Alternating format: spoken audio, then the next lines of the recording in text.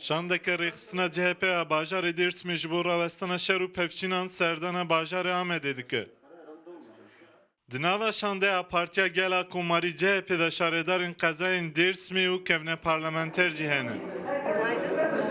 Bugün il örgütümüzle beraber Em îro tevî rêxistina xwe ya bajêr serdana Amedê dikin. Em niha ji Dêrsimê birê dikevin û em ê li qezeya Sûrê daxuyaniyekê bidin. Armanca wê serdan û çalakiye ew e ku bale bikşînin ser bûyerên ku li wir diqewimin. Ji bo rawestana şer û tundiyê em hewl didin.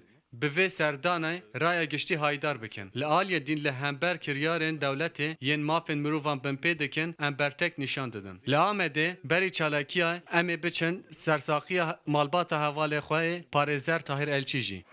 Daxwaz û armanca serekeya vê serdanê rawestana şer û rêgirtina binpêkirina mafên mirovan e. Li gora şandeyê li cihê ku çek û tiving bax ve aştî lê çênabe.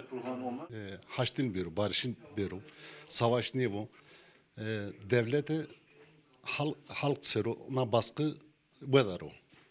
Her nimo, kes nimero, ne hetra, ne dö hetra, hur hetra, kes nimero. Cen zaman nimere.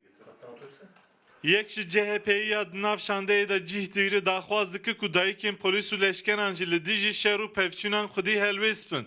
Annelerin alamaması için. Ji bo êdî xwîn neroje û dayîk negirîn em serdana Amedê dikin. Em ê bang li her du aliyan jî bikin. Ez gazî dayîkên leşker û polîsên şehîd ketine jî dikim. Em dewletekê reşer nakin. Çima zarokên me dimirin? Çima dayîkên polîs û leşkerên şehîd heta niha derneketine kolanan? Çima nabêjin ev zarokên me ji bo çi dimirin? Em dixwazin bizanin armanca van mirinan çi ye? Dibi ku gavên wekî vê serdanê bibin gava xwedî derketina mafên Kurdan. Şandeya Partiya Gela Komarî CHP ji bo rawestana şer û rakirina qedexeya derketina derve bi otobüsekî serdana Sûra Amedê dikin. Şandeya CHP çavderiyên xwe yên derhexê şer û pevçûnên ku li Amedê diqewimin dê bi raya giştî re jî dê parve bikin. Evrosom Diyarbakır. Parti Mavi Ütop ilçe teşkilatı. Uzasma zonlu çatışma hasta. Göç esto. Vava rejimi bivenme. Çıgo sebeno. Namelet sa bonne ho çi ho terkeno. Memleket o terkeno. Li Bakurê Kurdistan û Tirkiye di nav Kurdan da heta niha jî dengder û alîgirên CHP pir kêm in.